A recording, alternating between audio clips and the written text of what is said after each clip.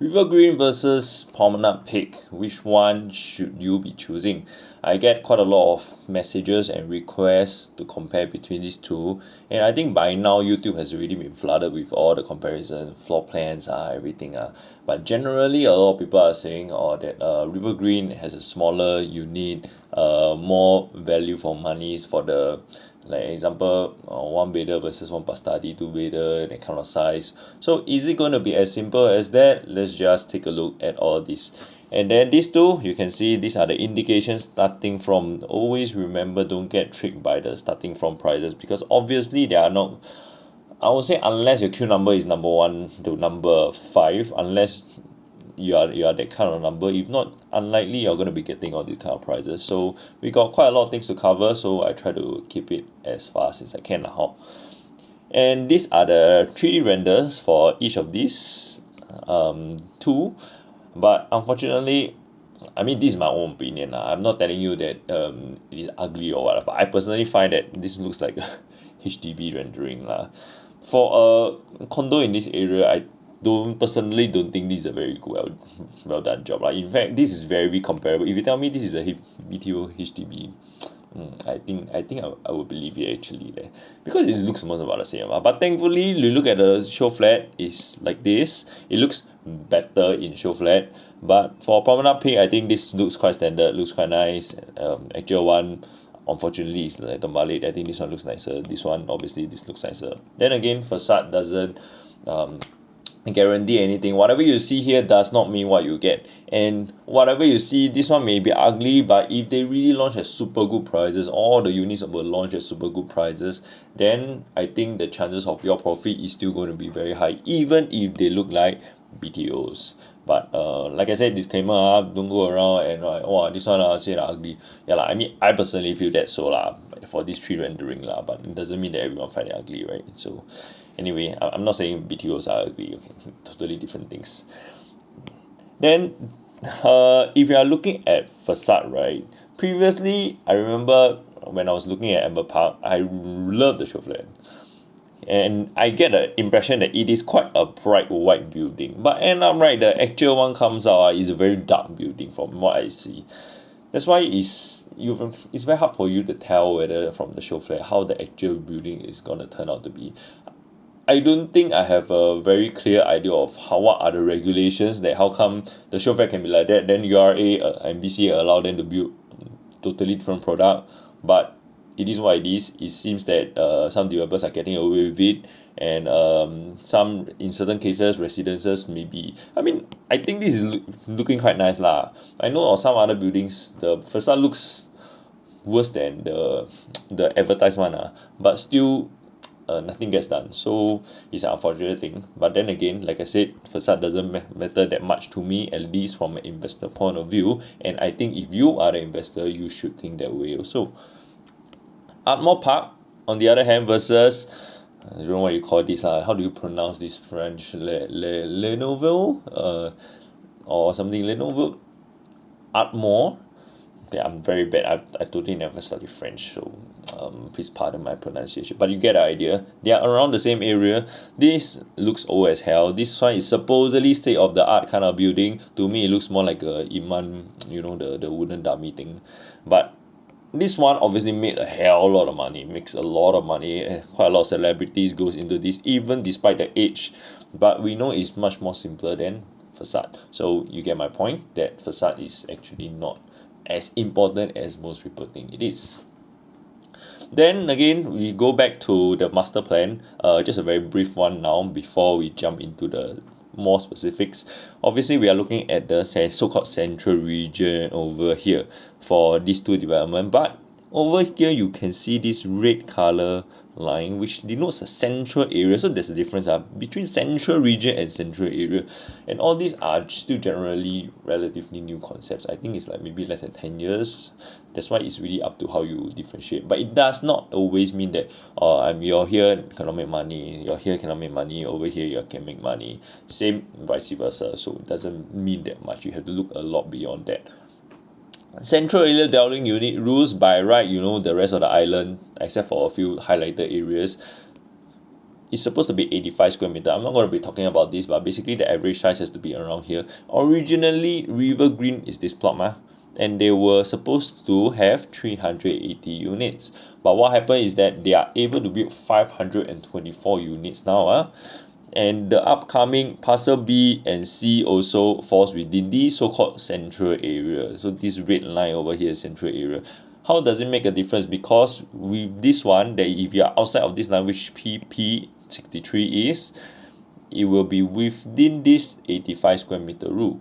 But if you are within this central area, then it will be not this 85 square meter rule, but 20% of the units must be above 70 square meter. That's why you get River Green having smaller units. That is the reason if you are thinking why it is like this, and don't blindly compare hey, this one is smaller or this one bigger, then what the quantum is smaller and then bigger.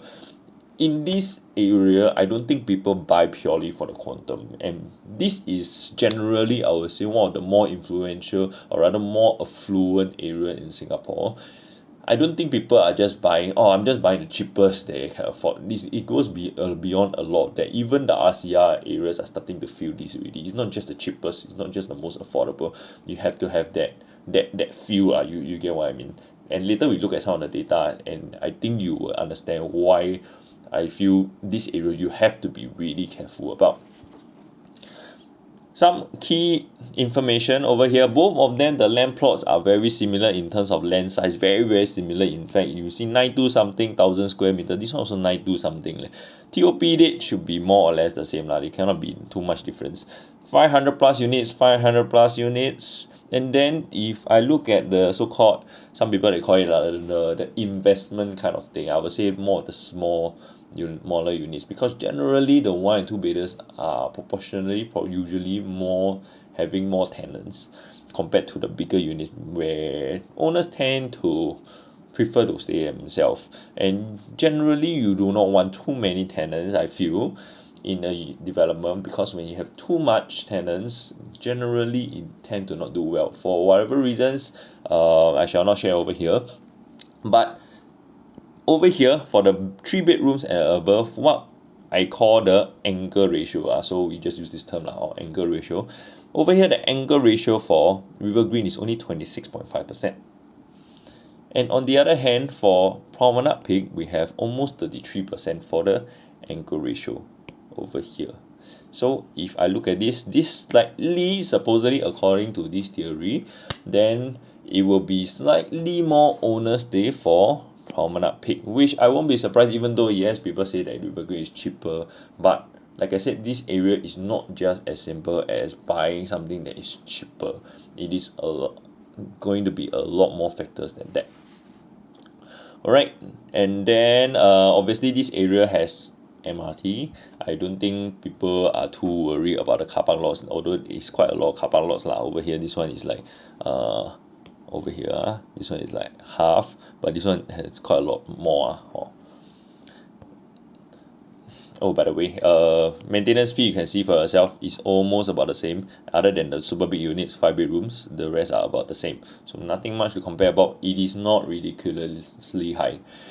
And for the competitors in that area, we are looking at the 99 competitors in this area that have already been completed. So this will be your solid competitors. Let's see the angle ratio. Orwell Hill Residences only 19%. Riviere has 53.8%. And so you can see these two have very different unit mix and profile, but later we will look at the performance of their resales, and because that is what I call the true performance. You don't just gauge a development how good it is by the launch day performance or how fast it sells out. It totally doesn't matter. In fact, some of the most profitable developments, they sell out very fast. Some of them are so-called disappointing sale at the launch weekend, but end up making several units crossing the $1 million profit margin, which means very high ROI for most of those that this called investors because if they are not investors, why would they want to flip so early, right? Multi-modern also almost about 50%, and I would say out of this will be the one that is the most successful so far in this area. There is a 99 relatively new development. Later we'll look at some of the reasons why. Site plan over here, nothing much to comment on, I feel, because it's in the first place I feel the land is rather compact and small. This one is a very longish, very weird kind of shape. This one also weird kind of shape. It's like a shark fin. This one is really like a elongated shark fin. More than look like a shark fin, very funny. But only one block, which I personally don't see how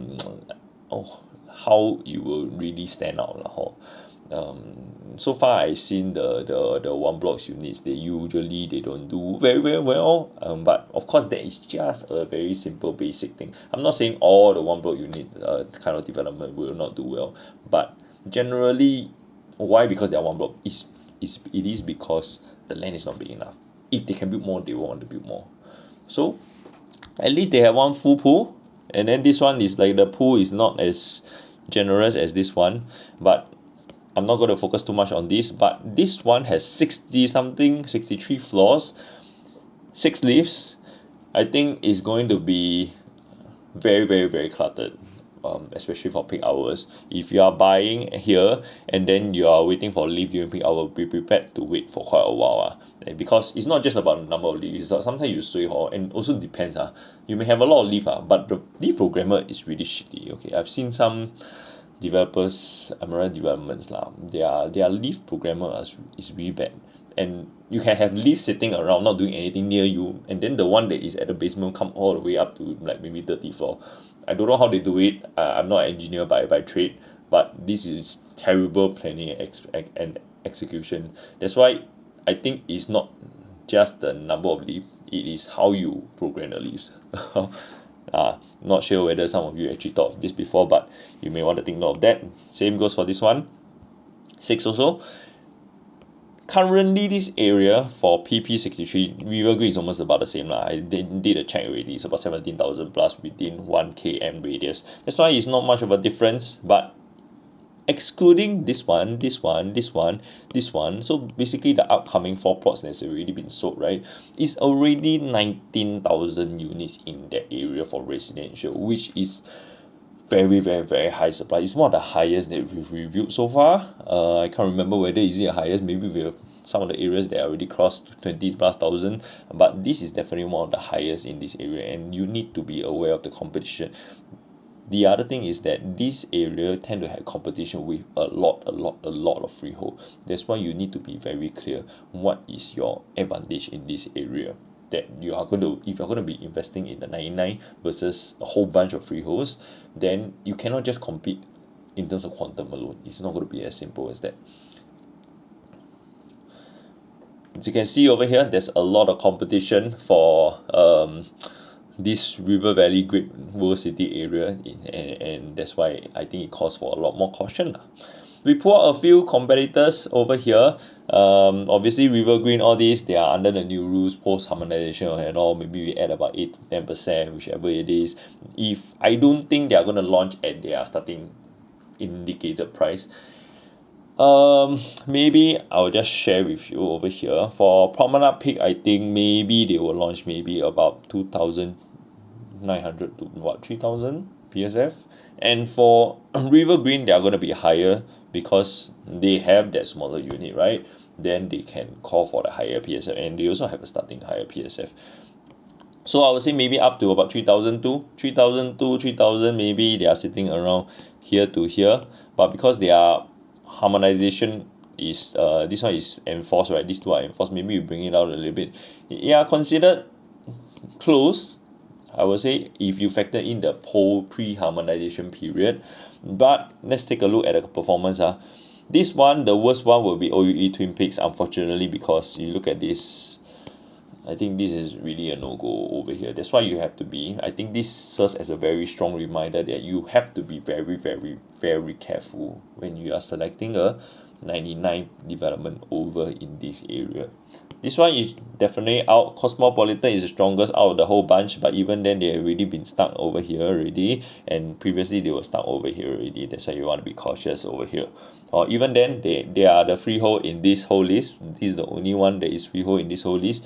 And location is definitely very good lah. Riviera didn't do well. You can see it's going sideways right from the start. Martin Modern, those who made money got in over here. Not to say that they launched during they got in during a launch or everyone buying during the launch, then they confirm make money. In a way, they were lucky because they got in when the developer was still cautious after the SSD release period, right? It was like during that period of time, 4 years dropped to 3 years. Developers still don't know how the market will react. They decided to launch more conservatively, and then they decided to push the price. Still come out, then we go higher, let's go crazy. And once they go crazy, that's it.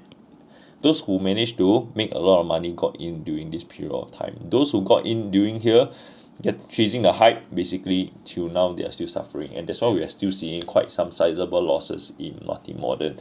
I think it's a good development. It initially launched and priced right, but unfortunately those people who got in late and did not realize the price point didn't manage to make it. But we are not saying definitely, I personally don't feel that River Green and Promenade Peak is going to be like this, because it is a totally different market.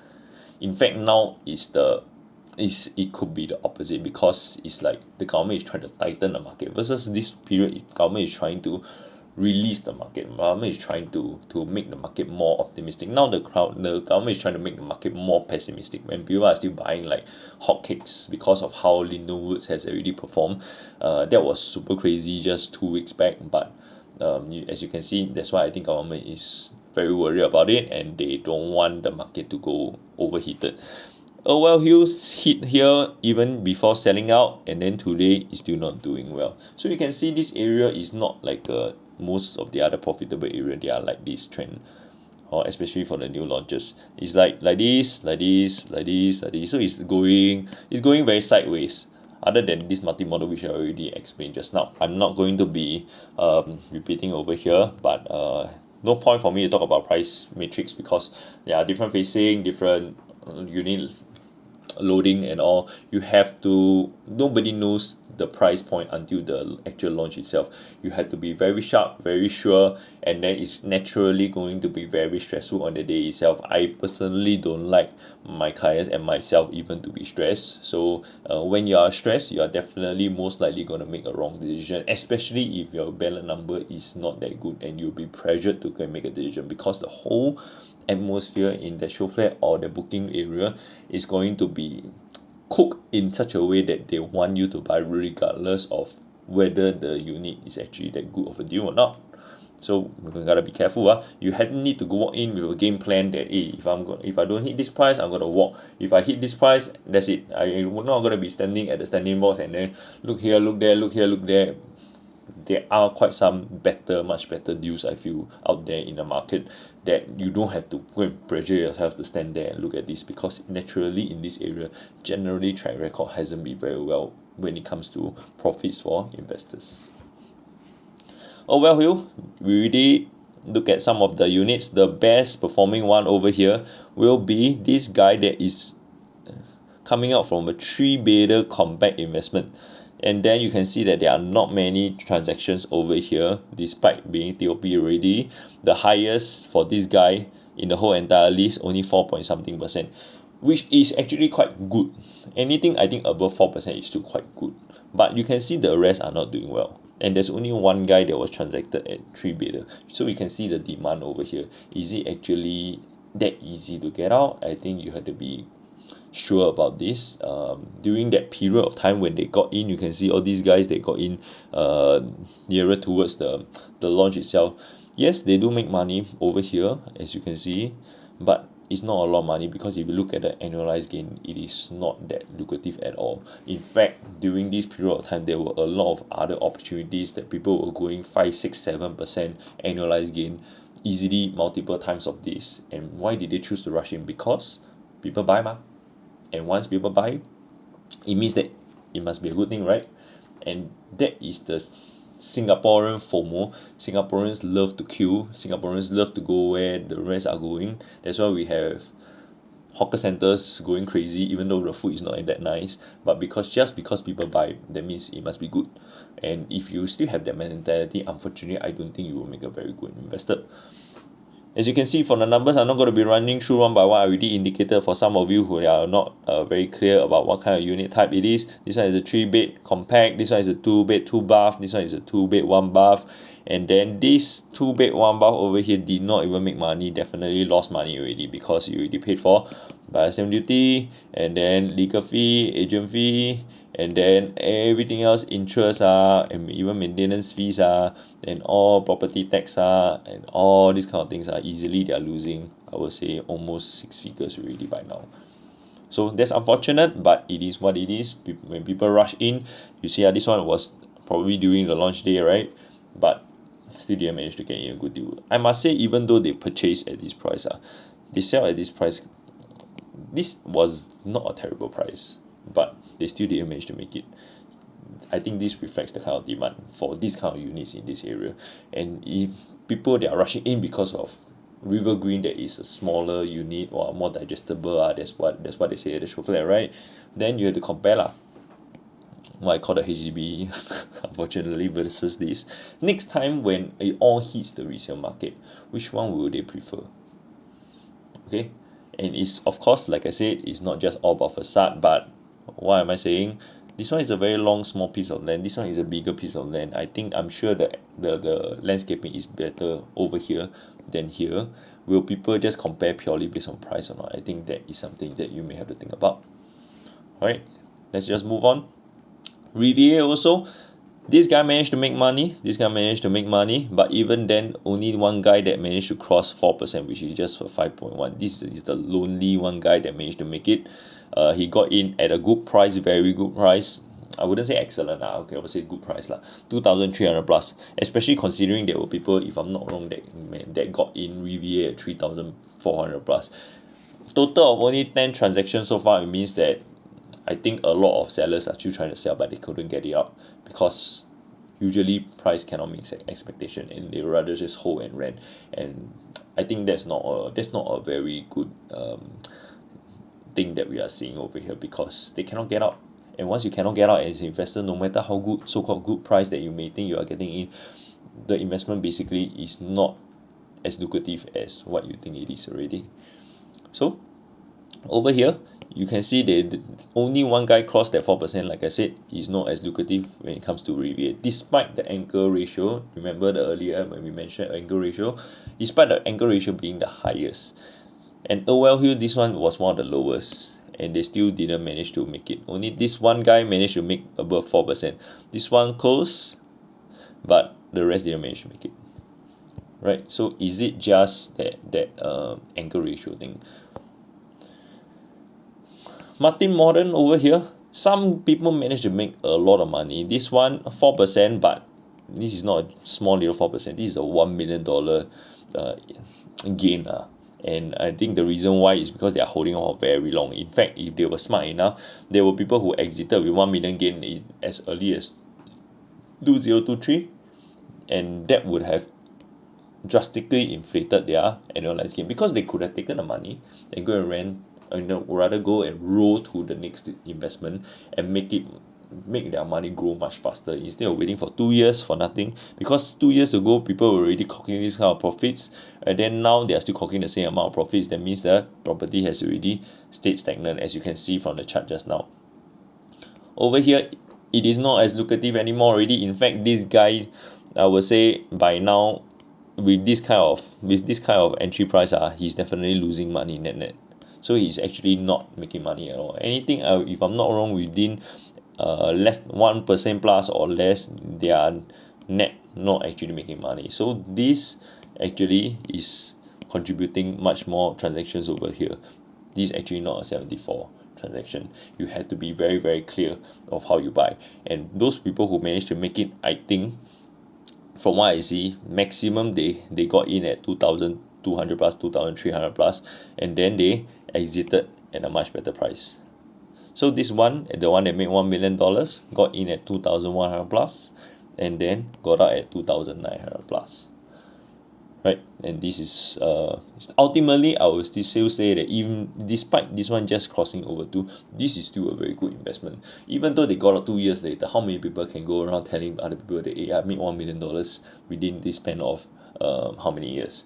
it is still a giant something for them to really floor around lah. Not many you can have it, but it's still a good investment. But as you can see, within the same development, there are still people who didn't manage to make it that much, right over here. And even though this guy only got in as cheap, you can call it cheap, 2,400 today is considered cheap. In fact, some people were even getting in at Lento or 2,400 plus, but they still didn't manage to make it. Alright. Then if we look at this area, those that are older resales and there are freehold competitors, you can see that over here people are not young. People can make it. People who used to be who want to buy here, they want to buy here. They want to buy here because they like it here and they can afford. So they may want bigger units like this. And then you can see that their quantum easily for 3-bedroom can be nearer towards 4 million. For 2 bedrooms can be even like this. So it's not that much of a price sensitive area. It's more like can the development suit my needs? Can the development cater to my preferences kind of a feel, kind of that kind of audience? If I like it, I buy it. It's not because that, hey, can I make it or not? It's because I like it. So if you are targeting those that are very, very price sensitive, which I think you shouldn't be, then unfortunately for you, I don't think as an investor point of view, you should be looking at River Green or Promenade Peak. Okay. I'm not going to be talking about floor plan, all these, like I said earlier. All these are already touched on by, you can see a lot of other videos. I'm not going to be talking about things that a lot of people are talking about, or you can even see a lot of the agents at the show flat already comparing for you already. I think those are not very important information when it comes to investment. So back to the master plan, and then you look at the GLS over here. All these are residential area, so it's actually not as bad as the marina side, I feel. And upcoming, you have 4 competitors total, including Promenade Peak and River Green itself, 2 upcoming ones. And all 4 of them are going to be built around the same time. Well Hill managed to escape competition, same goes for Martin Modern. But what happens if when you have 4 of them together at the same time? Well Hill didn't manage to make it already. And now the worst part is you have 4 of them together. Is it going to be worse or not? I think you need to think about the reason why government decide to, instead of launching 1 at a time, why did they decide to launch 4 together?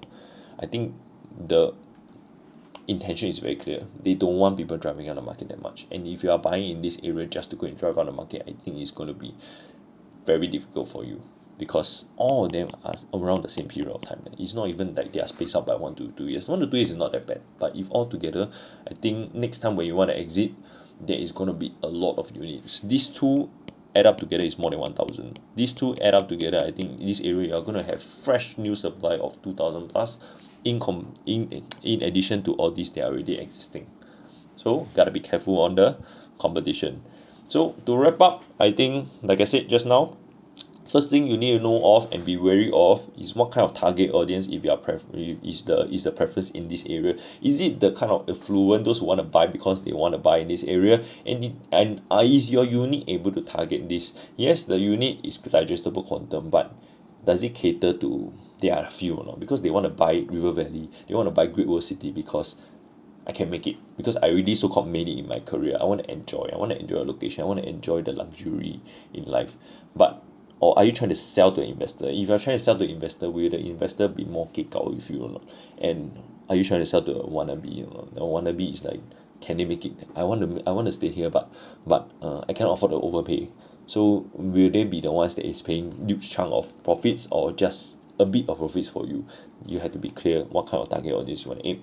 So quantum games, like what I mentioned just now, is not just as simple as just a quantum game, because you got to factor in this over here. Upcoming competition I mentioned just now for this over here, this is going to be another big headache. So it's not that straightforward. I buy already 4 years, after that I sell, because all these guys are going to be selling around the same time. Existing competition, like I mentioned, even Well Hill, Martin Modern, and also the freehold guys around the area, what kind of competition, what kind of track can they post to you? Track record over here, a well-heeled Riviera and multi-model, I already show you the performance when it comes to the profit margin. If you still want to get in and expecting huge chunk of profit, 500-600k with annualized 5-6%, 7% per year and above per year, then you have to be really lucky and really good at selecting units and also timing your exit really well. Chances of what I see in the data just now versus what is gonna upcoming, I think it's gonna be quite low. But I mean, if you want to go and do it, then feel free to go and do it. So that is the end that we have for these two comparison here today. And if you like what I shared here today, then please help to like, share, subscribe. If you have anything you need help with, then feel free to reach out. You have my number over there. And then see you guys. Take care. Till next time.